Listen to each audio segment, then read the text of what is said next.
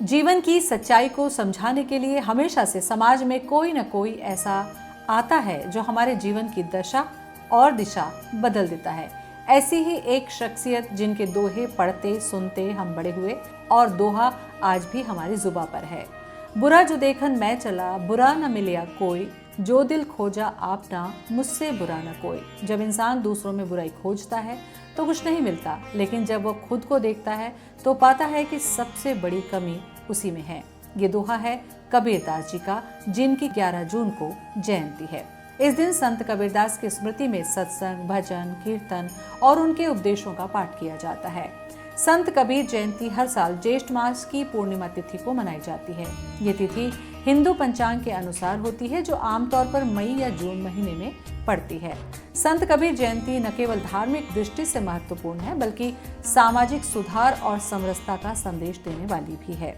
संत कबीरदास 15वीं शताब्दी के महान संत, कवि और समाज सुधारक थे। उनका जन्म बनारस के पास लहरतारा में हुआ माना जाता है।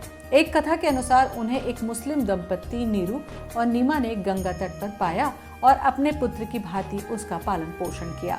कबीरदास ने किसी गुरु से औपचारिक शिक्षा नहीं ली, लेकिन उन्होंने जीवन के अनुभवों से गहन ज्ञान प्राप्त किया। उन्होंने न तो हिंदू रीति रिवाजों को पूर्णतः स्वीकारा, न ही मुस्लिम पंथ की कट्टरता को, बल्कि दोनों के मध्य सत्य का मार्ग चुना।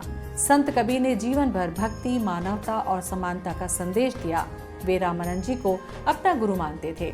कबीरदास ने जातिवाद, पाखंड, मूर्ति पूजा और धार्मिक आडंबरों का हमेशा विरोध किया। उन्होंने साधारण जनमानस की भाषा में दोहे रचे, जो आज भी जन जन में प्रचलित है और पाठ्यक्रम में भी पढ़ाए जाते हैं। तो चलिए आज उनकी याद में कुछ ऐसे ही दोहे हम आपको याद दिलाते हैं। पोथी पढ़ पढ़ जग मुआ, पंडित भया न कोय, ढाई आखर प्रेम का, पढ़े सो पंडित होए। साधु ऐसा चाहिए जैसा सूप सुभाए, सार सार को गही रहे, थोथा दे उड़ाए। जाति न पूछो साधु की, पूछ लीजिए ज्ञान, मोल करो तलवार का, पड़ा रहन दो म्यान। दुख में सुमिरन सब करे, सुख में करे न कोय, जो सुख में सुमिरन करे तो दुख काहे को होय। संत कबीर के दोहे हमें आत्मचिंतन, प्रेम, भक्ति और समरसता का मार्ग दिखाते हैं।